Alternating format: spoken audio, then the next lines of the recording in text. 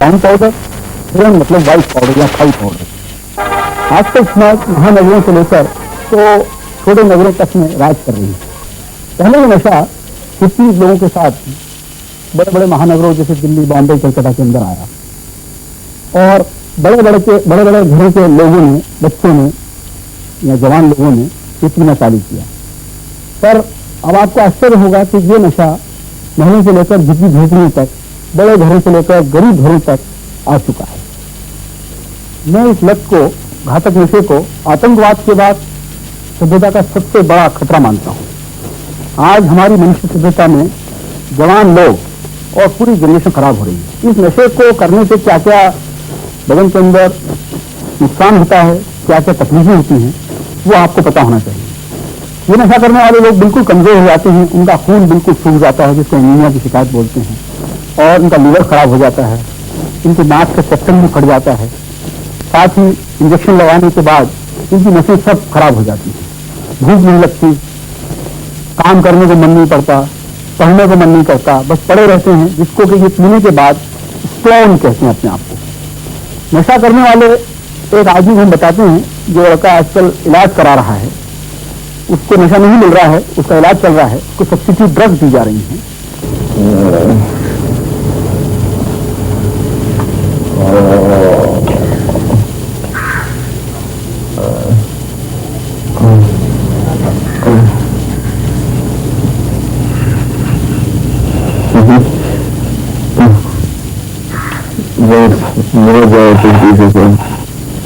इस आदमी को नशा नहीं मिल रहा, इसलिए इसका बदन टूट रहा है, इसके पैरों में बहुत दर्द हो रहा है, मस्कुलर पेन हो रहा है, आंखों से पानी आ रहा है, नाक से पानी आ रहा है, छींकें आ रही हैं, नींद की तकलीफ है।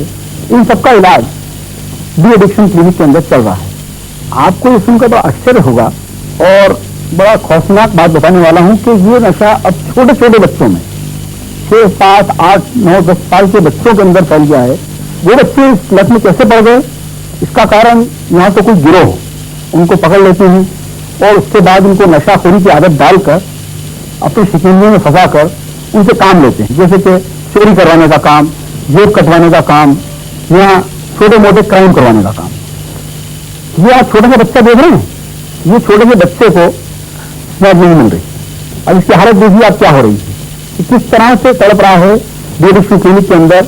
जब इसको बिल्कुल भर्ती ही किया गया है, अभी इसको दूसरी दवाइयां नहीं दी गई, इसका असेसमेंट हो रहा है कि इसको देखिए कितना विड्रॉल होता है। ये काफी जीता रहा है बच्चा। आपको ये देखते रहना चाहिए कि ये बच्चे या नौजवान, इनके कमरों के अंदर आपको सिगरेट की पन्नियां अगर मिले या सिक्के मिले, सिक्के की मुंह में लगाकर उसको फिल्टर बना के पीते हैं, या सिरिंज मिले या कोई निडी मिले या कंजी मिले, मोमबत्तियां मिले, माचिस मिले, या नोट के ये लोग पाइप बना के पीते हैं, नोट के पाइप से पफ करते हैं। तो आपको एकदम से शक खा देना चाहिए और माँ बाप को देख लेना चाहिए कि बच्चा रात को लेट आ रहा है, बच्चा सवेरे से निकल जाता है, दिन भर स्कूल जाता भी है, तो ये चेक करें। तो ये चीजें छोटी मोटी हम लोग को देखते रहना चाहिए कि बच्चे कोई गलत रास्ते पे तो नहीं पड़ रहे, किसी गिरोह के चक्कर में तो नहीं पड़ रहे, और उनकी आंखों के सामने काला काला आ रहा है, रंग बिल्कुल उनका सफेद होता जा रहा है, भूख नहीं लग रही, घर में कुछ खा पी नहीं रहा। तो आप शक खाइए और देख लीजिए कि बच्चा नशाखोरी के अंदर पड़ने वाला है या पड़ चुका है। शुरू में तो ये बच्चे कहीं भी बैठ के मोहल्लों के अंदर पी लेते थे, तो लोगों को मालूम नहीं पड़ता था कि क्या कर रहे हैं। पर अब इन बच्चों के बारे में जब लोगों को पता लगना चालू हो गया है, इन नौजवानों के बारे में कि कोई नशा करते हैं, तो जगह ढूंढते फिरते हैं, पीने को छुप छुप के पीते हैं, गलियों के अंदर, कोनों के अंदर, पेड़ों के नीचे बैठकर। जैसे कि आप देखेंगे कि बच्चे पेड़ के नीचे बैठकर पी रहे हैं। अब इनको नहीं मिलेगी, थोड़ा ये तो है, फिर जब बोला कि रोज आया तो है, तो क्या करेंगे आगे, हम तो आए नहीं जाते, तो ये जगह मिलती है तुम्हारे को, तो पुलिस वाले पकड़ लेते हैं, मार देगा फिर मेरा क्या आता नहीं आता। अरे क्या करेगा, लगी हुई है तो लगी हुई है, तो इसका मतलब यहाँ पे पिएगा, यहाँ पे मिलती नहीं है, मिलती नहीं है तो जहाँ रहता है वहाँ पे पिया, अगर मिलती नहीं है यहाँ पे कहाँ से लेकर आइए, और कहाँ से दिखती है, और कुछ ही बंद हो गई है। हाँ भाई, कहाँ से ले जाएगी? यहाँ से लेके आए हैं बाबू है ना, और एक उसके पास नीचे यहाँ से लेके आए हैं हमको। कहाँ रहते हैं ये तो रहते हैं देवनगर में। देवनगर में रहते हैं, फिर यहाँ पे किसी लेके आता? अपने घर पे नहीं जाता पीने के लिए? जगह नहीं है घर पे के लिए तो यहाँ देखे माँ बाप मारते। ये सराय समझ रखी है। जब तेरे को कई बार मना किया यहाँ मत आगे दिया कर, किया है ना मना, फिर क्या होता है? तो बार बार जगह नहीं मिलती, जगह कैसे नहीं मिलती? यहाँ पे अब क्या आएगा तो हाथ पैर तोड़ देगा, समझे? यहाँ भी नहीं जाता उनको। दवाई क्यों नहीं लेते? उनको इतनी पैसे नहीं देते, उसको छोड़ते थे। पैसे नहीं तो पीने के लिए पैसे कहाँ से आते हैं? तो मैं कितने छोड़ के गए थे, लेके आएंगे लाल क्या चुपते हैं? ले आए कितने और इसका फिर क्या करते? स्नैक पी लेते? इतना पैसा कहाँ से आता है? एक दिन में कितने स्नैक पी लेते हो? एक पुड़िया पी लेते हैं। एक पुड़िया कितना पैसे जाती है? 25 रुपये की। 25 रुपये की तुम रोज पीते हो? है भाई, 25 रुपये रोज की। और घर वालों को क्या देते? कभी 50 के घर पे गया। घर पे भी देते हो पैसे? क्या घर पे जाते नहीं? क्यों नहीं जाते घर पे? एक आदमी कुछ नहीं करता है, मारता बोलता है चोरी करके चलाते हैं। दो लड़के नहीं जो हमारे दोस्तों की वो करवाते हैं। क्या नाम है चोरी करवाने वाले का? उसका नाम है क्या नाम है? लोकराज पहलवान। लोकराज पहलवान। कहाँ रहता है लोकराज पहलवान? नगर में रहता है। क्या करवाता है तुम्हारे से? चोरिया करवाता है। क्या कहता है? चोरी करो। फिर तो गाड़ी मारूंगा, बहुत बुरा मारता है। मेरे स्कूलों को उसको बहुत बुरा मारता है। मारता है तुम्हें? फिर तुम पैसे देते हो? वो तुम्हें पीने की आदत कहाँ से पड़ी? वहाँ पे देखा कि ये एक नौजवान, मोहल्ले का नौजवान, उसने आकर इन बच्चों को समझाया, धमकाया और ये बताया कि नशा तुम बड़ा गलत कर रहे हो और ये नशा करना बंद करो।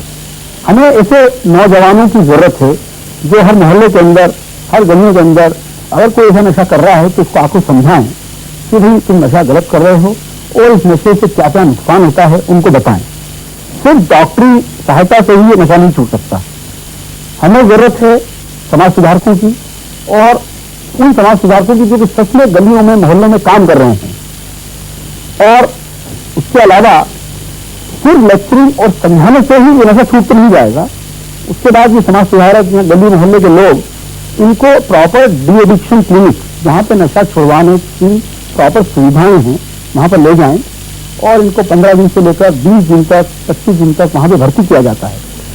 सवाल ये है कि वहाँ से ठीक होने के बाद इनको आना तो वापस समाज में है। समाज तब इनको वापस मंजूर नहीं करता। समाज इनको हीन और हीन नजरों से देखता है। इनको एक्सेप्टेंस बड़ा मुश्किल है। जिन घरों से ये आते हैं, माँ बाप इनके लेके आते हैं कि साहब हमारा बच्चा है, नशा करने लग गया है, इसको ठीक करिए। और उसके बाद जो बच्चा ठीक होकर जाता है तो वही माँ और बाप इनको टांट मारते हैं। वही बीवियां जो पहले तो रोती हैं कि हमारे घर वाले को ठीक कर दीजिए, और बाद में आके इनको टांट करती हैं, अरे तुम तो क्या हो, तुम तो नशाखोर हो, तुम तो नशा करते थे। ये लोग बड़े सेंसिटिव होते हैं और ये नशा करने के बाद क्योंकि इनका विल पावर बहुत कमजोर हो जाता है, क्योंकि बहुत सेंसिटिव हो जाते हैं, तो इनको अगर टांटिंग करते रहे समाज भी, मोहल्ले के लोग, गली के लोग इनको एक्सेप्ट नहीं करेंगे तो इससे से नशा करने लग जाएंगे। इसलिए हमको जरूरत है ऐसे समाज सुधारकों की जो कि इनको एक्सेप्ट करें और फिर से नशा न करने के लिए इनको प्यार भी दें। अब आप देखिए कि ये एक मोहल्ला है जो दिल्ली का एक मोहल्ला है, शेरनगर, रगड़पुरा, सतनगर, टैंक रोड, बापा नगर, ये इलाका है जहाँ पे कि स्नैक बिकती भी है और स्नैक पी भी बहुत जाती है। और ये जितने बच्चे आपने देखे, ज्यादातर बच्चे ऐसे मोहल्लों में बहुत ज्यादा हैं। अब आप देख रहे हैं कि यहाँ पे कितनी गंदगी है, छुपने के भी बहुत जगह हैं, पीना भी बहुत आसान है बच्चों के लिए, और सबसे बड़ी बात कि बेचना भी बहुत आसान है। बेचने वाले यहाँ पर ज्यादातर साथी लोग हैं, इनके बच्चे भी, क्योंकि छोटे छोटे बच्चे पीते भी हैं और बेचते भी हैं। और यहाँ पे इस मोहल्ले के अंदर गंदगी के अलावा महिलाएं ज्यादा बेचती हैं। ये काम स्नैक बेचने का यहाँ पर ज्यादातर महिलाएं करती हैं, क्योंकि महिलाओं को पकड़ना जरा मुश्किल होता है और उनके बच्चों को पकड़ना तो पुलिस के लिए बहुत ही मुश्किल है। उनका स्नैक पीता हूँ? हाँ जी, मैं स्नैक पीता हूँ। कितने वर्षों से पी रहे हैं इसमें? 2-2.5 साल करीब, 2-2.5 साल हो गए। इसका मतलब जब 7 या 8 साल के थे तब से स्नैक पीते हो? स्नैक क्यों पीना चालू किया? हमने पीते थे, हमारे को मारते थे। कौन? एक आदमी देख रहा था। वो क्या करता है? वो पहले पहलवानी करता था, वैसे फोटो खिंचवाने के लिए नकली। वो तुम्हें मारता है, वो तुम्हें नशा करवाता है, इसलिए सोचता है इनको कोई नशा लग जाएगा तो ये अपने नशे के लिए करेंगे तो मेरे को भी देंगे और इनको नशे का भी होगा। तो क्या करवाता है हम लोगों को? तो इस लोग पहले भी छुड़वा लेता है वहाँ से। हम कभी चोरी करने जाते ना मैं चुन जाते हैं तो भाई सी चले जाते पिस्टल की स्टील की वो उठवा लेता बटन उठवा लेता ऐसे कर लेता। तुम्हें पैसा नहीं पड़ता है? कितना पैसा? बन जाए तो 25 रुपये में, लेकिन यार डेली के 50-60 रुपये में तो 25 रुपये रहता जितने महीने में चाहते हमारे। तुम्हारे माँ बाप को कब पता लगी कि तुम सूट पीती? बीमारी को लग चुकी थी। तुम्हें बताइए क्या काम करती है? इंजेक्शन लगाते। कितना पैसा कमाते हैं महीने का? 200-250 रुपये कमा लेते हैं। 2 महीने। और तुम इसमें कितने की पीती हो? 25 रुपये 25 रुपये की रोज पीते हो। अगर तुम जिस दिन इसमें नहीं पीते और तुमको जिस दिन पैसा नहीं होता पीने का, तो जब तुम इसमें नहीं पीती तो क्या होता है?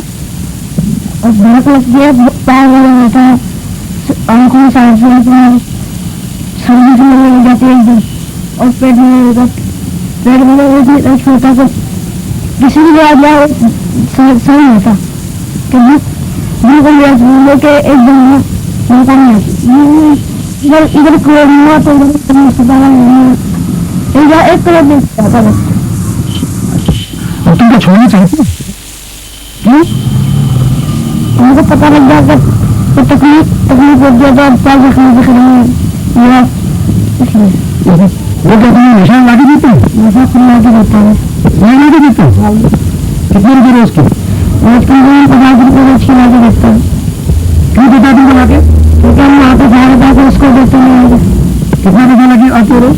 हम कभी कभी सब 100 रुपये 100 रुपये 200 रुपये 150 रुपये जितना काम कर लेते हैं। तो बेटा कितने लोग हैं जो 100 रुपये इकट्ठा करके नशा करने देते हो? हम जितने भी कितने लोग? कम 6-7 बच्चे हैं। 6-7 बच्चे तुम लोग पीते हो?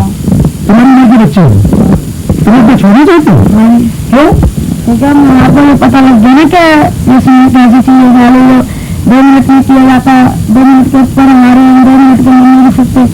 अगर हम खुद टूट रहे हैं हम खुद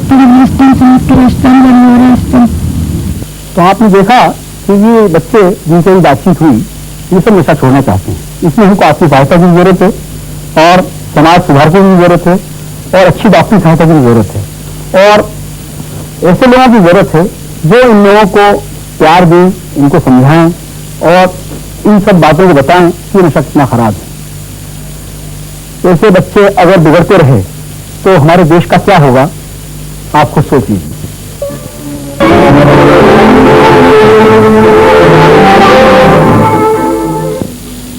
आजकल हमारे देश में महानगरों से लेकर कस्बों और छोटे छोटे नगरों में स्मैक, हेरोइन, गांजा, चरस और गप्पी जैसे नशे नवयुवकों के अंदर बड़ी तेजी से फैलते जा रहे हैं। यह समस्या देश के लिए एक बड़ी गंभीर समस्या है जिस पर हमें चिंता करनी है और सोचना है। स्मैक और हेरोइन जो कि अफीम से बनाए हुए पदार्थ हैं इतने खतरनाक नशे हैं कि पीने वाले को 5-7 साल के अंदर मार देते हैं। बाकी नशे जैसे अफीम, गांजा, चरस धीमे जहर हैं, पर स्मैक का नशा ऐसा जहर है जो कि आपको 5-7 साल के अंदर मार देता है।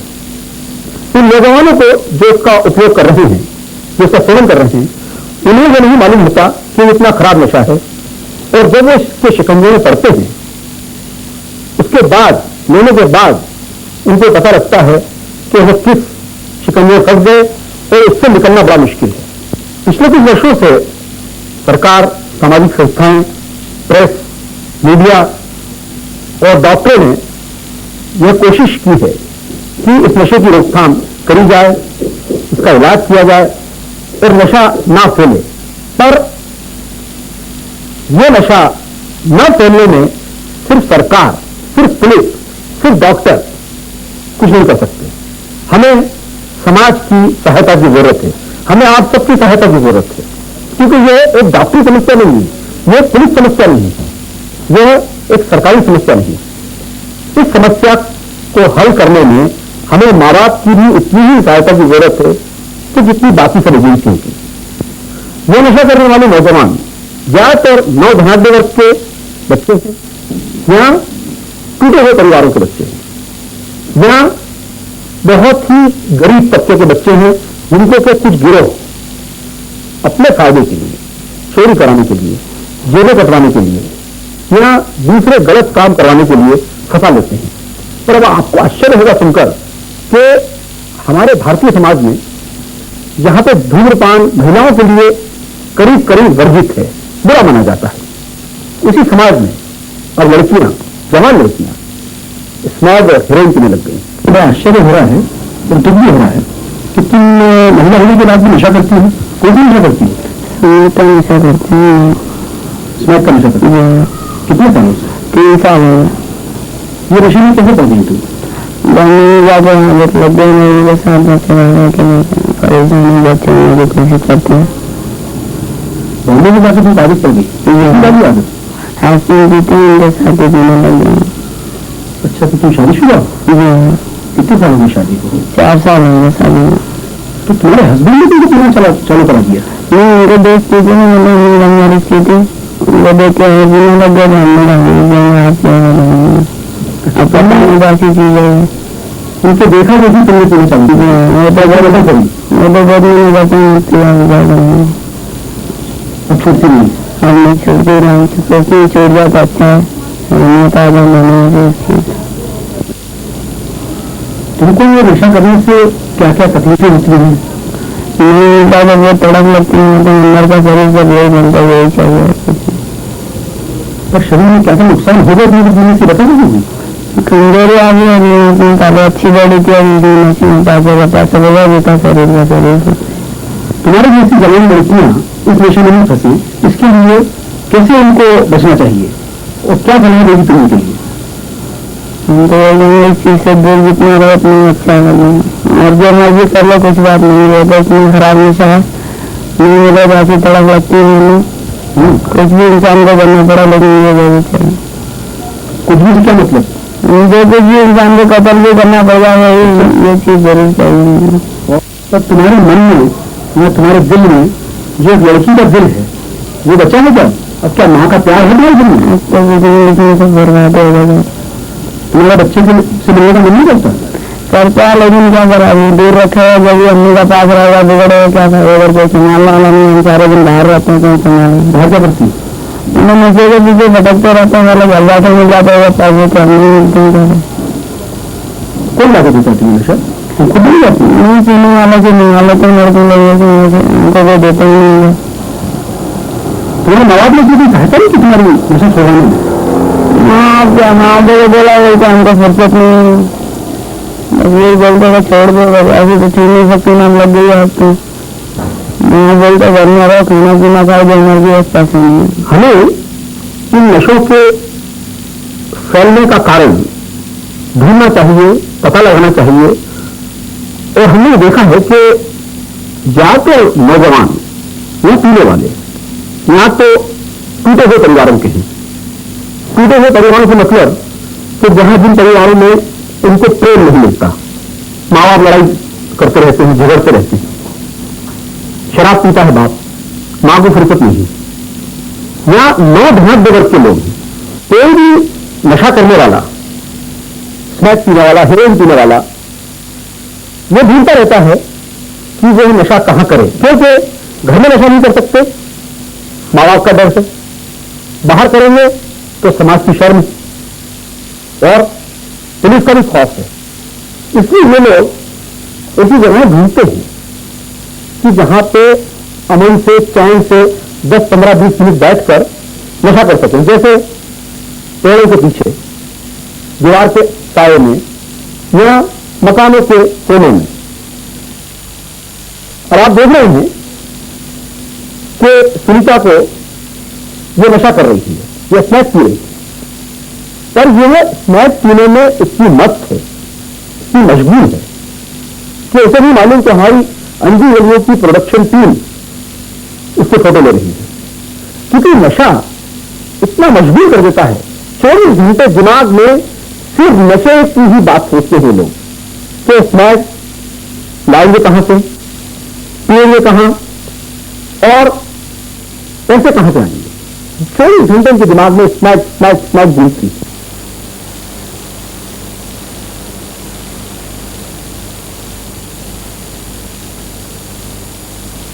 अब आप देखिए ये तस्वीर, क्या आप बता सकेंगे कि ये तस्वीर किसकी है? सोचिए, यह वही सुनीता है जो कि नशा करती है। नशा करने से पहले कितनी खूबसूरत थी, कितनी हसीन थी और कितनी नौजवान थी, तो साथ में है उसका बच्चा। और अब क्या हो गया है सुनीता को? बीमार, रंग काला पड़ गया है, दांत गंदे हो गए हैं, भूख नहीं लगती, शरीर बिल्कुल हड्डियों बन चुका है। यह तो हुई बड़ों की बातें, पर बड़ी अफसोसजनक बात और रोंगटे खड़े होने वाली बात बता रहा हूं कि यह नशा बड़ों से लेकर अब छोटे छोटे बच्चों में, 8, 9, 10 साल के बच्चों में आ गया है। हम आपको 2 छोटे छोटे फूल बता रहे हैं जो खिलने से पहले ही मुरझा रहे हैं। अच्छे घरों के बच्चे स्मैक की लत में पड़कर फुटपाथ की राह पर चले गए हैं। ये देखिए 2 छोटे छोटे बच्चे। नरेश कुमार, तुम्हारा? धर्मवीर, तुम दोनों आपस में क्या लगते हो? भाई, अच्छा, अलग अलग। तुम क्या नशा करते हो? किस चीज का नशा? कितने सालों से? 2 साल हो गए। तुम नशे में कैसे पड़ गए?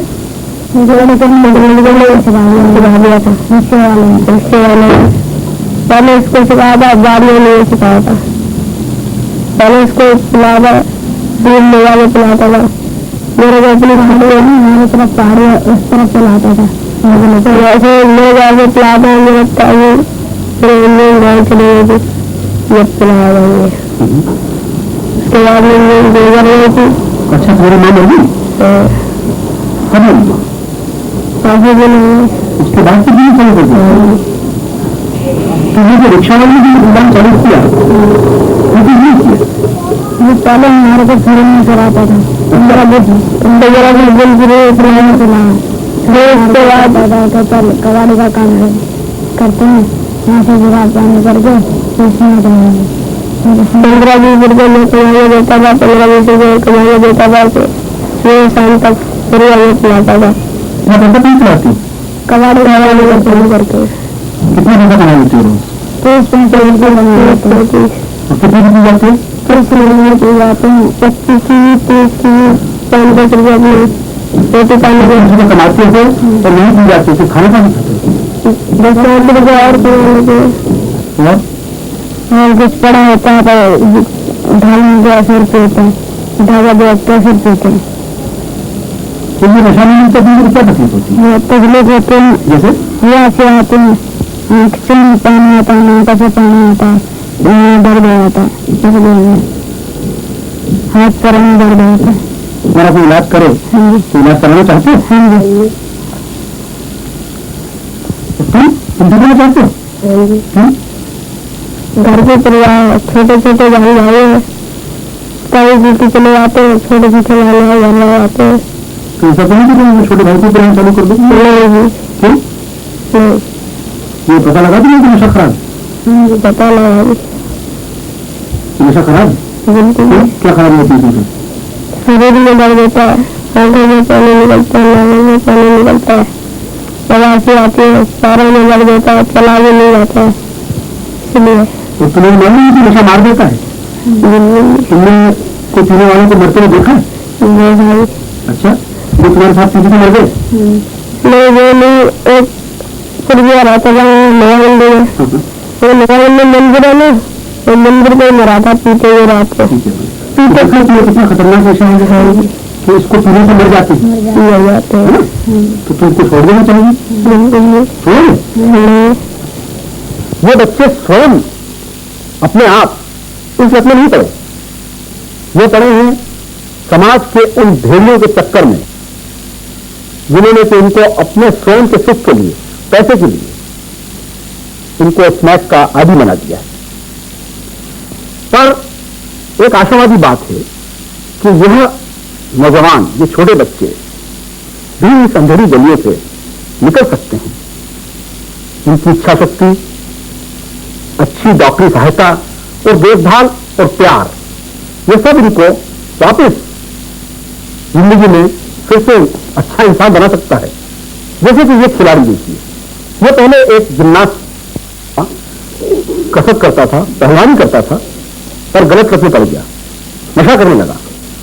पर इसको सही सलाह दी गई, इसकी इच्छा शक्ति ने साथ दिया और डॉक्टरी सहायता से यह वापस फिर से कसरत करने लगा है और पहलवानी करने लगा है।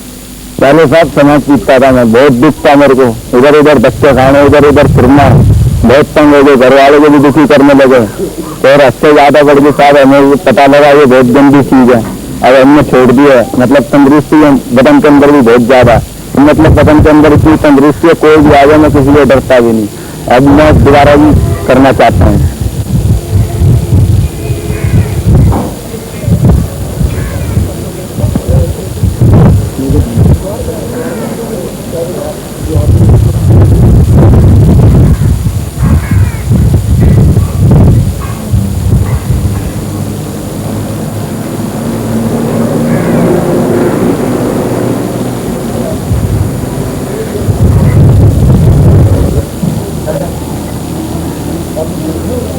अगर आप में से कोई भी इस गलत लत में, स्मैक की, हीरोइन की, नशे की लत में पड़ चुका है, तो निराशा होने की कोई बात नहीं है। आशावादी रहिए, प्रण कीजिए, सही सलाह लीजिए, सही रास्ते पर आइए, इलाज करवाइए और आइए हमारे साथ लड़िए इस नशे के खिलाफ लड़ाई।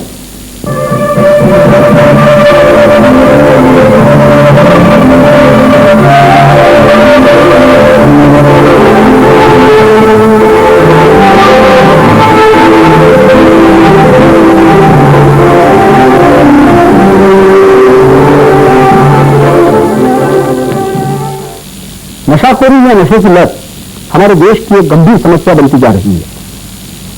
स्मैक, हेरोइन, गांजा, चरस, अफीम, कोकेन, क्रैक, ये सब नशे हमारे सामने दैत्य बनकर खड़े हो गए हैं और इनके पंजे में फंसते जा रहे हैं हमारे नौजवान, लड़के, लड़कियां और यहां तक कि छोटे छोटे बच्चे भी। यह नशा हेरोइन और स्मैक का ऐसा है कि 2 या 3 बार करने से ही आदमी उसका गुलाम बन जाता है और फिर उसके पंजे से निकलना करीब करीब नामुमकिन सा हो जाता है। क्यों? कि ये शारीरिक रूप पर और मानसिक रूप पर दोनों पर असर करता है। इससे विल पावर बहुत कमजोर हो जाता है। एक बार जो नशा करने लग जाए, उसको अगर नशा ना मिले तो उसका शरीर बुरी तरह से दुखता है, आंखों से, नाक से पानी आने लग जाता है, पेट में बहुत दर्द होता है और उसकी भूख, उसकी नींद सब हराम हो जाती है। साथ ही उसका लिवर, पेट और मस्तिष्क धीमे काम करने लग जाते हैं। 1970 के आसपास ये नए नशे, स्मैक, हेरोइन, मॉर्फिया, कोकेन के हिंदुस्तान में आए, जिनको लाए ज्यादातर विदेशी या हिप्पी। इन हिप्पियों में से ज्यादातर हिप्पी नशा करते भी थे और अवैध धंधा भी करते थे। इन हिप्पियों ने पहाड़ में अपना डेरा डाला और वहां पर वे गेस्ट हाउसेज में रहने लग गए। इन्होंने वहां के भोले भाले नौजवानों को रुपयों के चस्के में, इंपोर्टेड गुड्स के चस्के में और फिर स्मैक और हेरोइन का नशा शुरू में मुफ्त कराना चालू किया।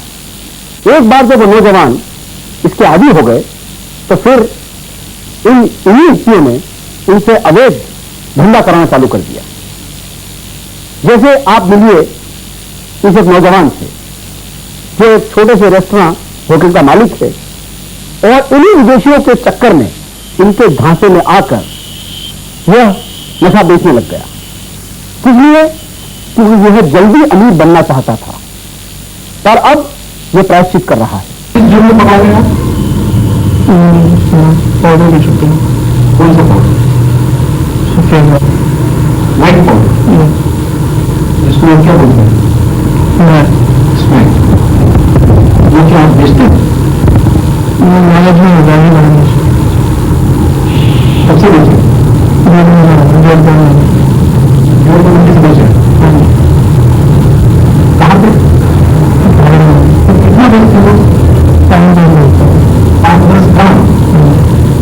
बिना बोझ बेचते। तो जैसे आपने कहा कि फॉरेनर्स को बेचते हैं, सिर्फ फॉरेनर्स को बेचते हैं, तो ये बेचने क्यों चालू किया?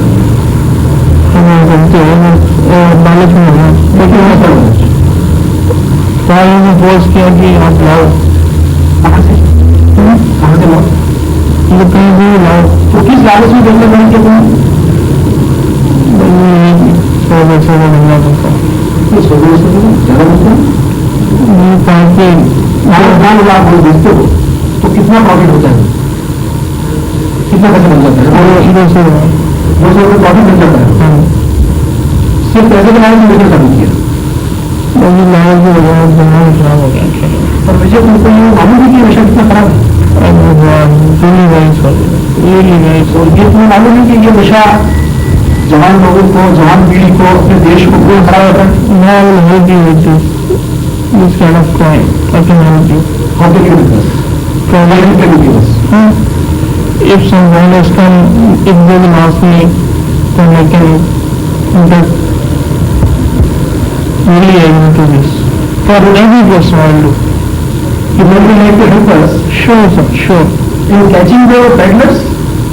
No, I mean, which जो भेजते हैं उनको पकड़ने का भाई सहायता करोगे? लेकिन मैं तो उनको जानता नहीं, लेकिन जैसे मुझे पता लगेगा कि वो इनको मेरे पास जाने में जहाँ जाएंगे आगे और डू दिस। तुम रिग्रेट कर रहे हो? तुमको बुरा लग रहा है कि अरे मैं लाइक आई थिंक मायसेल्फ बहुत ज्यादा। हालांकि नशे का अवैध धंधा करने वाले लोग बुरे जरूर हैं, पर ये सब फिर से सभ्य और अच्छे इंसान बनना चाहते हैं। महिलाएं भी इन अवैध नशों को, इन जानलेवा नशों को, इन घातक नशों को बेचने में काफी संख्या में है, क्योंकि महिलाओं पर शक खाना और उन्हें पकड़ना मुश्किल है। जैसे मिलिए पम्मो से। पम्मो रहती है मोतिया खान की झुग्गियों में। वहां पर यह और इसके साथ 6, 7, 8 औरतें स्मैक और हेरोइन का अवैध व्यापार करने लग गई, सिर्फ पैसे के लालच में। पर इनकी जिंदगी हराम हो गई। 24 घंटे इन्हें पुलिस का डर रहता था और इनका रेड होती थी।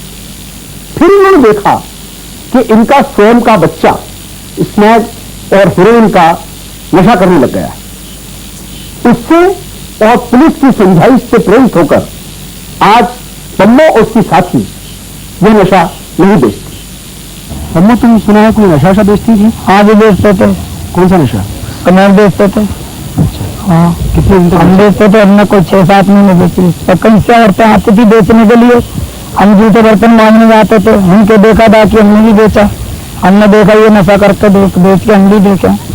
हमने ये सोचा हमारा आदमी हमारे को मारता था, हमारे से झगड़ा करता था, कहता था ये गंदी चीज है, आप इसमें हाथ मत लगाओ।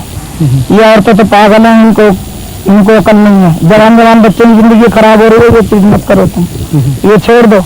हमारे सच्चे साहब मलक साहब ने, हमारे ज्ञान पहलवान साहब ने हमारे को हाथ जोड़ के समझाया, कसमें खिलाई, कहते हैं हमारे को यकीन नहीं है।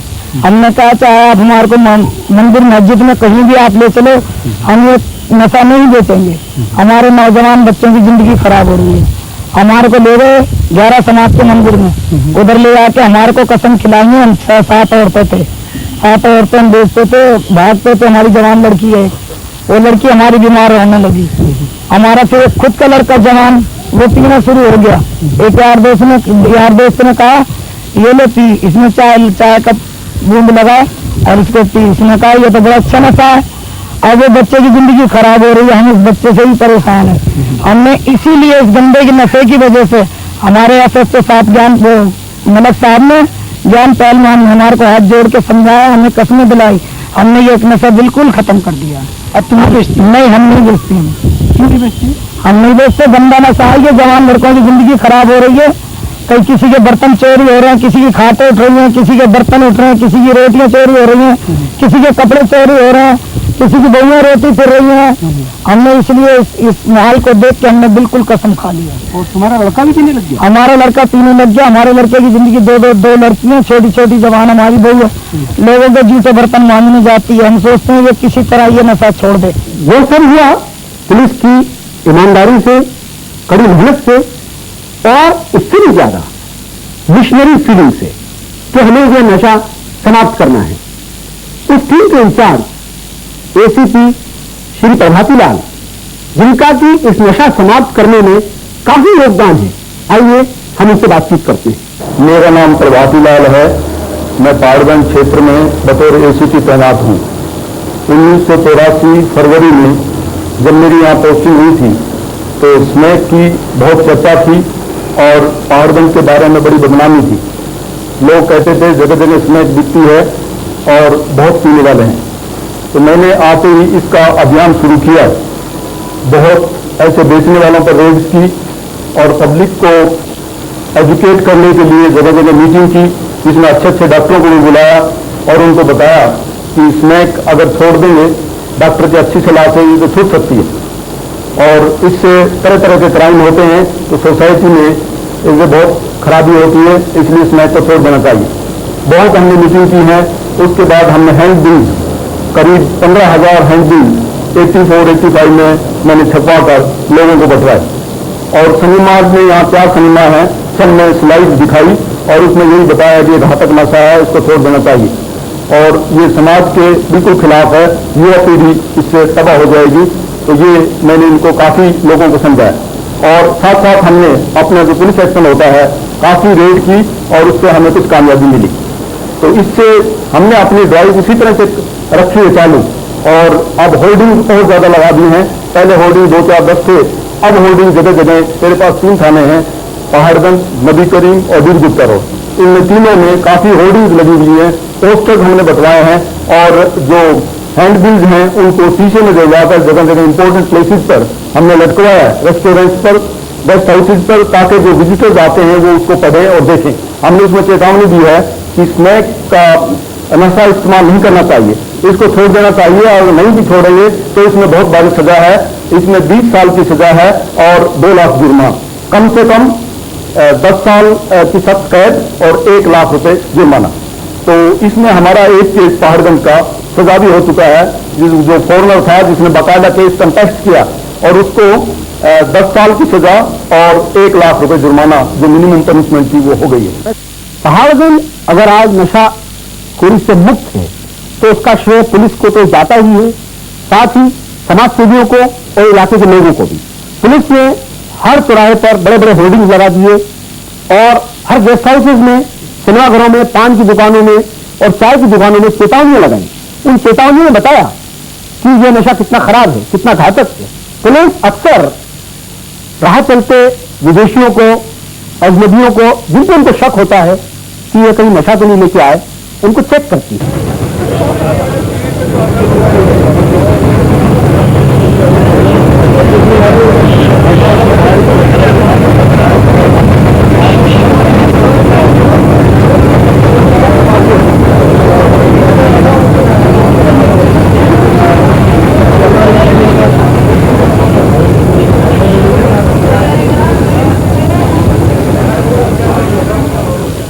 गेस्ट हाउसेज में रोजाना जाकर देखती है कि यहां कोई विदेशी ठहरे हुए हैं तो कहीं उनके पास कोई नशा तो नहीं है। हाँ, कितना आदमी घर है आपको? हमारे यहाँ 15। अच्छा, बताइए आपको कुछ।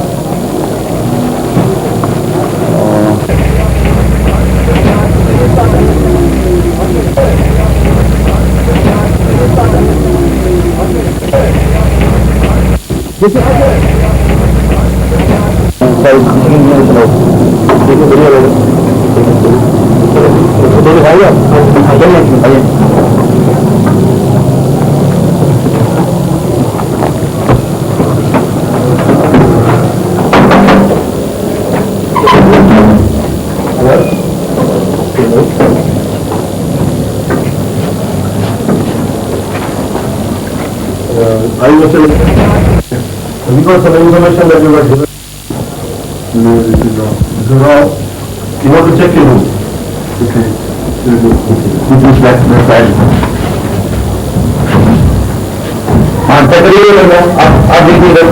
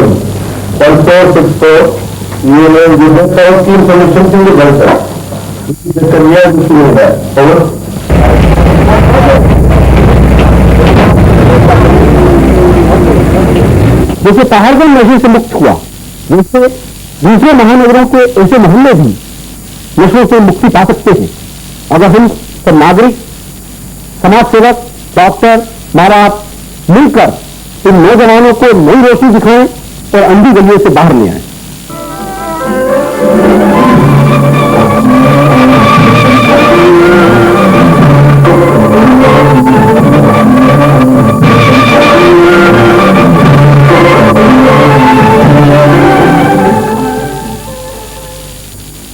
जानलेवा खतरनाक नशे स्मैक, हेरोइन, चरस, गांजा, शराब हमारे देश की युवा पीढ़ी को बर्बादी की राह पर ले जा रहे हैं। यह नशा करने से इंसान को कमजोरी आ जाती है, शरीर जर्जर हो जाता है और खतरनाक बीमारियां नशेड़ियों को घेर लेती हैं और अंत में नशा करने वाला शारीरिक, मानसिक और आर्थिक रूप से कंगाल हो जाता है। शुरू शुरू में लोगों को यह मालूम नहीं था कि यह नशे इतने खतरनाक हैं और उनको इतना नुकसान पहुंचा देंगे। इन नशों के ऊपर कंट्रोल करने के लिए हमें अवेयरनेस, जन चेतना और जागृति की जरूरत थी। यह जागृति का अभियान लाने में सबसे बड़ा सहयोग मीडिया का रहा है। मीडिया में अखबार, मैगजीन्स, रेडियो और आज का सबसे सशक्त माध्यम टेलीविजन। टेलीविजन ने अपने कार्यक्रम अंधी गलियों द्वारा समाज में एक नई चेतना लाई है, एक राह दिखाने की कोशिश की है कि ये नशे कितने भयंकर और कितने नुकसानदायक हैं। आज के कार्यक्रम में हम आपको बताएंगे कि इस जन चेतना अभियान से नशों की दुनिया में कितना प्रभाव पड़ा है और समाज के विभिन्न लोगों की क्या प्रतिक्रियाएं हैं। मैं सिंगवती मोरी प्रभाकर, मेंबर पार्लियामेंट। मैं आजकल जो ये नशे की स्मोक वगैरह है और शराब वगैरह है उसके बारे में कुछ थोड़ा सा आपके सामने रखना चाहती हूँ कि आज जो ये लक्ष्य हमारे हिंदुस्तान में, इंडिया में एक बहुत बड़ा कुप्रभाव जो पड़ रहा है नशे का, उसके विषय में हम सभी नागरिक मिलकर के हम एक ऐसा अभियान चलाएं जिससे कि इसमें फायदा हो। मैं ये चाहती हूँ कि हमारी सरकार वैसे बहुत कुछ कर रही है और रोका भी जा रहा है, रुका भी है, लेकिन अभी भी इसके लिए काफी हमें करना पड़ेगा, सरकार को भी करना पड़ेगा। अगर हमारी सीमा के ऊपर इस तरह का लोग बाहर से एक ऐसे नशे की जो चीजें लाते हैं और उनको हमारे देश में भेजते हैं तो इससे हमारे जो नौजवान बच्चे हैं वो उसको पीते हैं, उसके लिए बहुत हानिकारक है। इसके लिए जितना भी हमें हो सके, चाहे हम पदाधिकारी हों, चाहे अफसर हों, चाहे हम सोशल वर्कर हो, कोई हमारे नागरिक कोई भी हो, तो मैं समझते हर एक का ये फर्ज होता है कि वो इसमें दखलंदाजी करे, जहाँ तक हो सके इसको रोकने की कोशिश करें। मैंने अंधी गलियों का प्रोग्राम देखा टेलीविजन के ऊपर, वो काफी प्रभावशाली है और उसकी वजह से काफी अच्छा प्रभाव पड़ा है। मैं आसाम के तिनसुकिया नामक शहर से आया हूँ। मैं ड्रग एडिक्ट था और मैं इसकी वजह से हर तरह से परेशान था, आर्थिक, व्यावसायिक, मानसिक, अपने शारीरिक हर तरह से मैं परेशान था। मेरा वजन दिन ब दिन कम होता जा रहा था। मुझे तो ऐसा लगने लगा था कि मैं अब बचूंगा भी नहीं।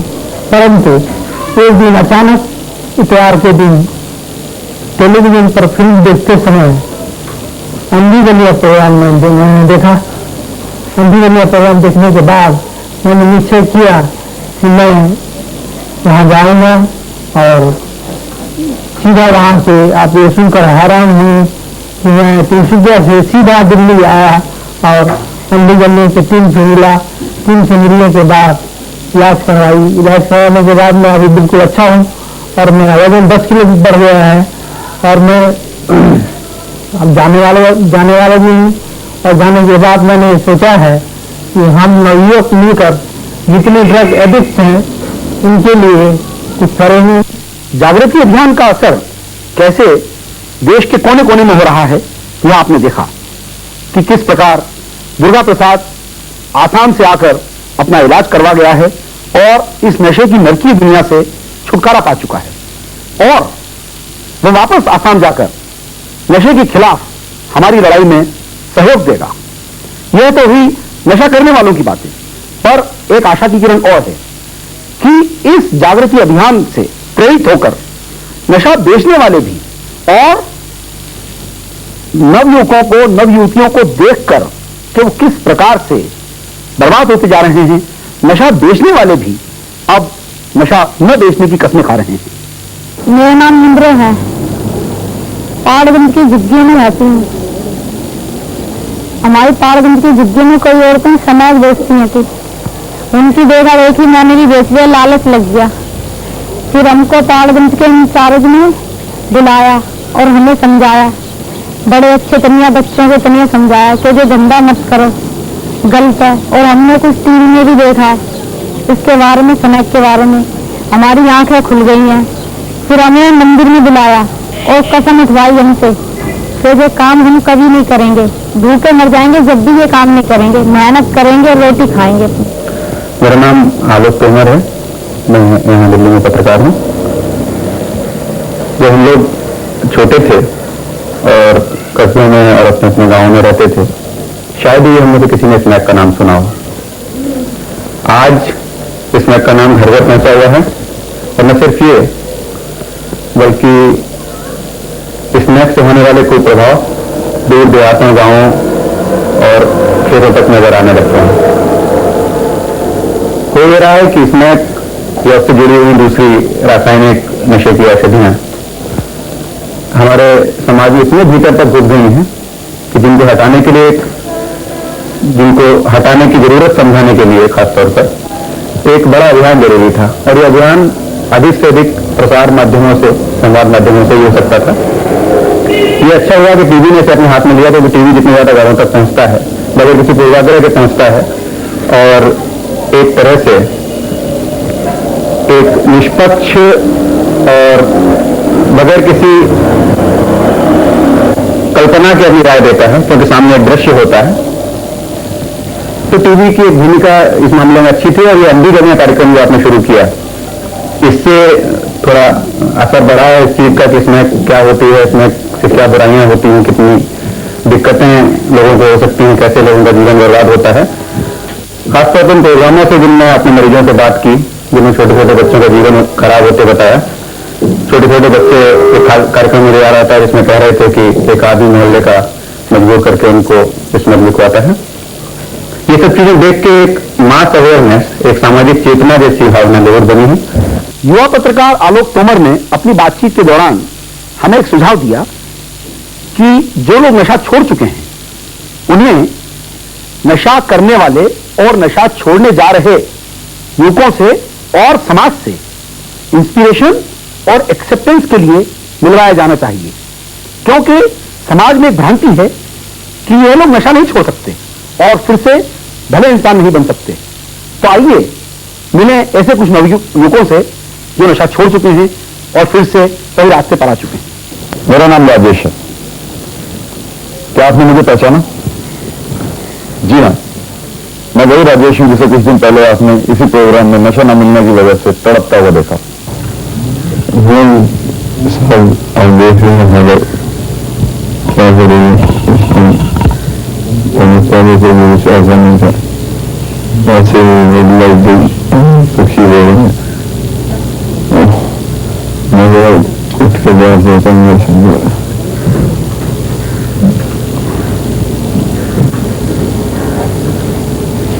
ये तो बहुत ही गंदी चीज है।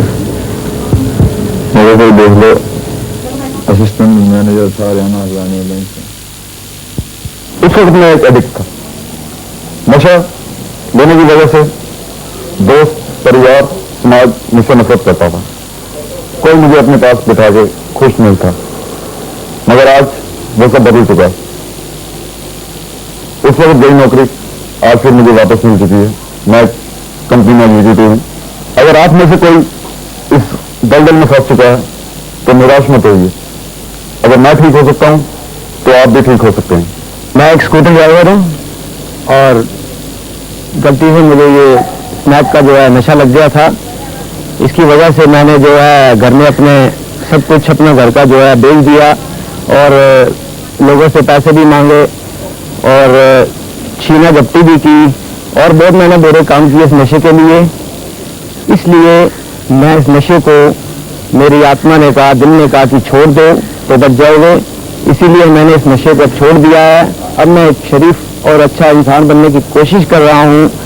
ऐसे न जाने कितने नौजवान अंधी गलियों से निकलकर नई रोशनी की ओर आ रहे हैं। इस वक्त समाज को चाहिए कि उन्हें ग्रहण करें, उन्हें प्यार दें, उन्हें एक्सेप्ट करने की कोशिश करें। मेरा नाम विजय सिंह है। मैं एक सामाजिक कार्यकर्ता हूँ। करोलबाग की एक बस्ती वाल्मीकि कॉलोनी में रहता हूँ। हम लोग नशे के खिलाफ जो नशा लोग करते हैं उनको समझाने के लिए, ये बताने के लिए कि नशे का स्वास्थ्य पर क्या प्रभाव पड़ता है, इससे समाज में क्या बुराइयां पैदा होती हैं और इसका जो भी बुरा असर पड़ता है लोगों को समझाते हैं। जिस प्रकार से आज सरकार टेलीविजन पर, अखबार के माध्यम से या दूसरे अन्य प्रचार माध्यमों से लोगों को इस चीज की शिक्षा दे रही है।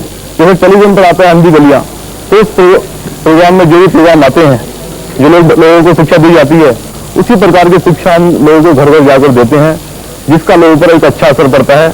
बहुत से लोग नशा छोड़ चुके हैं और छोड़ने जा रहे हैं और आने वाली नई पीढ़ी नशे के नजदीक नहीं जा रही है। मैं डॉक्टर त्रिलोक चंद्र, गुरुकुल कांगड़ी विश्वविद्यालय हरिद्वार में गट्टू वालों को देता हूँ और जगह जगह गट्टू बिकना शुरू हो गया। ये कमजोरी अब भगवान जाने सरकार की है या पब्लिक की है। अब मैं पी कर गिरा, ये देखिए मेरे टांके भी आए, फिर गिर गया, फिर कट गए, फिर दोबारा आए। अब मैं बहुत परेशान भी हूँ, लेकिन मैं छोड़ भी नहीं सकता हूँ और इसके बिना जी भी नहीं सकता हूँ। देखिए, मैं पहले कभी नौकरी करता था गवर्नमेंट सर्विस के अंदर। जब मैं ठेके से आगे जाता था रास्ते के अंदर मुझे ठेका मिलता था, वहाँ पर लोग बहुत किया करते और मैं भी खड़ा हो गया। एक दिन मैंने भी देखा कि क्या दुनिया पी रही है कि मैं भी देखो जरा। 4-5 साल से मैंने भी पी। उससे मेरे को आस्ते आस्ते गिग्गर लग गई। लगते लगते फिर मैं ज्यादा पीने लगा। जितना कमाता उतना पीता। अपने घर के अंदर लड़ाई झगड़ा, बच्चों को तंग, सबको तंग, लड़ाई झगड़ा, गली मोहल्ले वाले सारे परेशान, सब मेरे से परेशान हो गए। इस मारे मैंने अभी ज्यादा कम करने लगा तो ये लगभग गट्टू चला दिए। ये मैं गट्टू पे करता हूँ। अभी 5 रुपये का गट्टू मिलता था, फिर 6 का मिलता है, फिर 7 का मिलता था, फिर 8 का मिलता है, फिर 9 का, फिर 10 का हो गया। अब मैं गट्टू पिया करता हूँ और लोग बाग में से बहुत परेशान है। अब मैं सोचता हूँ कि मेरा लीवर भी खराब हो गया, मेरा जिगर भी, कोई मैं लड़ नहीं सकता, झगड़ नहीं सकता, सब मेरे को पीट देते हैं, मारते हैं, पीटते हैं। अब पहले मैं अच्छा आदमी था, अच्छी सेहत थी मेरी, सब कुछ था मेरे जिगर के अंदर, सब कुछ। लोग बाग डरा भी करते थे मेरे, सब कुछ करा करते थे। अब मैं परेशान हो गया बहुत ज्यादा। इस गट्टू ने मुझे बर्बाद कर दिया और मेरा घर भी बर्बाद हो गया। पहले मैंने कभी एक बारी घर में आग भी लगा दी इसी गट्टू को पी के। मैंने अपने घर के अंदर एक बारी आग भी लगा दी। बच्चे परेशान कर दिए, भगा दिए, निकाल दिए, सब कुछ। सारे गली मोहल्ले वाले सब देखते हैं कि क्या करता है, तो ये क्या बातें है, क्यों पीछा है ये। लोग बाग मुझे समझा के पागल हो गए, पर मैं किसी की नहीं मानता और मैंने ये आदत मेरे को लगती गई। अब मेरा जिगर खराब हो गया और मैं परेशान होता गया।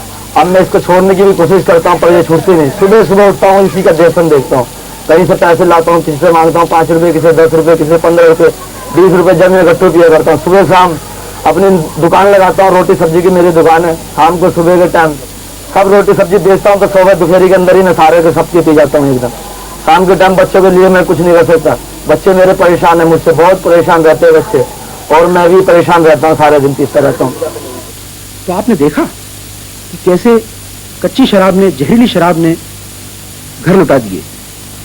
पीने वाले अपना घर जला बैठे नौकरियां छूट गई, बर्बाद हो गए, संगी साथी मर गए और अब मौत इनका इंतजार कर रही है। शराब पीने की लत समाज के सब तबकों में बुरी तरह से फैलती जा रही है। आप जिस स्कूटर, टैक्सी या बस में सवार हैं, कहीं उसका ड्राइवर शराब का गुलाम तो नहीं? अगर है तो आपकी जान खतरे में पड़ सकती है, क्योंकि 25% सड़क दुर्घटनाएं शराब के असर में होती हैं। ऐसा देखा गया है, स्टडीज ने बताया है कि 3 में से 1 ड्राइवर शराब पीकर गाड़ी चलाता है, क्योंकि इन ड्राइवरों को गलतफहमी रहती है कि शराब पीने के बाद गाड़ी अच्छी चलती है। ऐसा नहीं, शराब पीने से आंखें, मांसपेशियां और दिमाग, इन तीनों का तालमेल, कंसंट्रेशन खत्म हो जाता है। तकरीबन 8 साल हो गए शराब पीते हुए। 8 साल से ज्यादा हो गए शराब पीते हुए। शुरू में मतलब कि थोड़ी बहुत शराब पिया करता था, कोई यार दोस्तों के साथ शराब पीने लगा, फिर मेरी बहुत ज्यादा हालत खराब हो गई। अब यह है कि शराब के बगैर जो है मतलब कि जैसे शाम होती है मेरे को एकदम से ऐसा लगता है कि शराब पियो। दिन भर काम करता हूँ, काम करने के बाद जो 40-50 रुपए कमाता हूँ शाम को मैं उजाड़ देता हूँ। घर पर भी मेरे को डांट पड़ती रहती है, मेरी जो है शादी नहीं हो रही, घर वाले मेरी शादी नहीं करते, वो सोचते हैं इसके लिए शादी करेंगे तो जो है ये इसके लिए बीवी लाएंगे, उसको भी तंग करेगा, क्योंकि घर पर मेरी हालत खराब ही रहती है। 8 साल से ऊपर हो गए शराब। शुरू में मैं थोड़ी पीता था, मेरे ज्यादा पीता हूँ और मेरे गुर्दे वगैरह जो है दर्द करते हैं। और आजकल मार्केट में जो है गट्टू वगैरह बाजार के अंदर आ गए, केमिस्टों की दुकान से मिलते हैं, पंसारियों की दुकान से मिल जाते हैं। इन्होंने भी जो है मतलब कि अब शराब के ठेके बंद हो जाते हैं, फिर हम उनकी दुकानों पर चले जाते हैं जिसके अंदर अल्कोहल की मात्रा बहुत ज्यादा है। उसके अंदर भी अल्कोहल की मात्रा ज्यादा से जो है शाम होते के साथ ही जो है मेरे यहाँ पर दर्द सी होने लगती है। इस वजह से दिन भर में जो 30 भी कमा लेते हैं, 50 भी कमा लेते हैं, शाम को आते ही जो है शराब पीने की सोचती है। इस वजह से जहाँ भी होते हैं सीधा घर पर आकर और अपने गाड़ी खड़ी कर अपने शराब पीना शुरू कर देते हैं। और जो ये 8 साल से पी रहा हूँ मैं, और अब जो इतनी आदत बढ़ गई है मेरे को कि मेरे से काम भी नहीं हो पाता ठीक ढंग से। जब शुरू में था तो काम भी ज्यादा किया करता था, फिर मेरे को शराब की आदत पड़ गई और इस आदत से जो है मैं बहुत ज्यादा परेशान हूँ। और गवर्नमेंट से मेरी गुजारिश है कि इस चीज को जो है बंदी करके जाए तो ज्यादा अच्छा है। बचपन में जब हम थे तो हमारे पिताजी हमारे सामने शराब पीते थे, उनको देखते देखते हमें भी आदत पड़ गई। पहले हम थोड़ी शराब पीते गए। पीने के बाद फिर दुखी हो गए, मैं घर से निकल के भाग गया। मैं एक ट्रक पे हेल्पिंग करने लग गया। ट्रक पे हेल्पिंग करते करते मैं ट्रक ड्राइवर बन गया। फिर मैं दिल्ली बम्बई ट्रक चलाता था। ट्रक चलाते मुझे दारू की आदत बहुत पड़ गई, बहुत ज्यादा इतनी आदत पड़ गई कि उससे मेरे को सीढ़ी हो गई है। अब तो इतनी भी हिम्मत नहीं है कि मैं साइकिल भी चला सकूं। और अब मेरी मम्मी जो है वो सर्विस करती हैं और अब मैं अपना इलाज करा रहा हूँ। ऐसा देखने में आया है कि जिन घरों में शराब का, नशों का माहौल हो, उन घरों के बच्चे माहौल देखकर इन नशों के चंगुल में आसानी से फंस सकते हैं। जैसे यह ट्रक ड्राइवर अपने बाप के देखा देखी शराब के चंगुल में फंस गया। हर 10 में से 1 तलाक इसलिए होता है कि पति शराबी है। शराब आदमी एक पीता है, पर उसका दुख पूरा परिवार झेलता है, क्योंकि शराब पीने से घर में कलह रहती है, झगड़े होते हैं, बीवियों को मारा जाता है, बच्चों को मारा जाता है, कमाया नहीं जाता और अंत में बीवियां कमा कर लाती हैं। वो ही पूरा घर देखती हैं और घर चलाती हैं। शराब ना केवल स्वास्थ्य पर बुरा असर करती है, परंतु घर बर्बाद कर देती है, बच्चों को अनाथ बना देती है और बीवियों को विधवा। जैसे एक अनाथ बच्चे से मिले जिसका बाप जहरीली शराब पीकर मर गया, और एक विधवा जिसका घरवाला शराब पीकर मर गया। जी, मेरा नाम राजू जी, और मैं कुछ आपसे कुछ दुख की बातें कहूँगा जी। मेरे जो पिताजी जी थे जी, मेरे वो शराब से मरे जी। इसलिए जी मैं जब छोटा सा था जी, जब उनकी हत्या हुई थी शराब से, जहरीली शराब से, और कुछ लोग भी मारे गए थे उसको पी गए, उनमें मेरे डैडी भी थे। जब से मेरा शादी हुई थी, जब से मेरा आदमी शराब पीता था और सारे ऐप करता था, शराब, गांजा, सेक्स, अफीम। हालांकि बच्चे की तरफ उन्होंने कोई तजर्बा नहीं किया। और बच्चों को मेहनत करके मैंने खुद परवरिश किया है। हाँ, पी के आते थे, नालियों में गिर जाते थे, सड़कों पे गिर जाते थे, लोग उठाकर चिल्लाकर डाल देते थे, घर में लड़ाइयाँ करते थे, मारपीट करते थे, बर्तन तक घर के बेच देते थे। हम इतने परेशान थे। अब हाल जो है कि उनको कुल 4 महीने मरे हुए हैं, और जिससे हम मरे हैं तो उनका इतना हिस्सा सब नीलाकंठ हो गया था तेजाब पी करके। शराब पीना और पिलाना संस्कृति, प्रतिष्ठा और स्टेटस का सिंबल बन चुका है। शादी में, ब्याह में, त्योहार में, गम में, खुशी में, हर जगह शराब। जैसे शराब न हो, अमृत हो। शराब किसी को नहीं बख्शती, बड़ा क्या, छोटा क्या, पढ़ा लिखा क्या, अनपढ़ क्या, सब शराब के पंजे में फंसते जा रहे हैं। यह नहीं मालूम कि शराब कितना बड़ा जहर है और यह सबको समान रूप से मारती है। दूसरा एक भ्रम है कि विलायती या अच्छी शराब पीने से नुकसान नहीं होता। ऐसा नहीं, वह भी जहर है, कोई धीमा कोई तेज। क्या विस्की, क्या बियर, क्या जिन, क्या गट्टू, क्या संतरा, क्या माल्टा, क्या स्कॉच, ये सब एक ही थैली के चट्टे बट्टे हैं। इन सबसे बचिए। एक और गलतफहमी कि समाज में सिर्फ गरीब या छोटे तबके ही के लोग शराब पीते हैं। ऐसा नहीं, समाज के प्रतिष्ठित, अच्छी स्टेटस वाले लोग, पढ़े लिखे लोग और समझदार लोग भी शराब के चंगुल में फंसते जा रहे हैं। जैसे मिले श्री मस्ताना साहब से, जो एक होटल के सफल कर्मचारी थे, कलाकार थे, पैसे वाले थे, पढ़े लिखे थे, पर आज शराब के चंगुल में फंसकर दर दर की ठोकरें खा रहे हैं। मस्ताना साहब, आपकी तो बड़ी अच्छी हैसियत थी, आप कल है। अगर आप ज्यादा लेट हो जाएंगे तो आपको मालूम है कि ये मौत के मुंह में जा सकते हैं आप। जानता हूँ सर, जानता हूँ। अभी नहीं, अब छोड़ दूंगा। तो आप तो जब दूतावासों में काम करते थे तो अच्छी शराब पीते थे, पर आजकल कौन सी शराब पी रहे हैं? क्या आप नकली शराब वगैरह भी पी लेते हैं? नहीं मिले तो फिर सर आप खुद जानते हैं तो जब तलब उठती है क्या नकली और क्या असली, वो तो फिर करना पड़ता है। बाकी ये देखा मैंने कि नशे में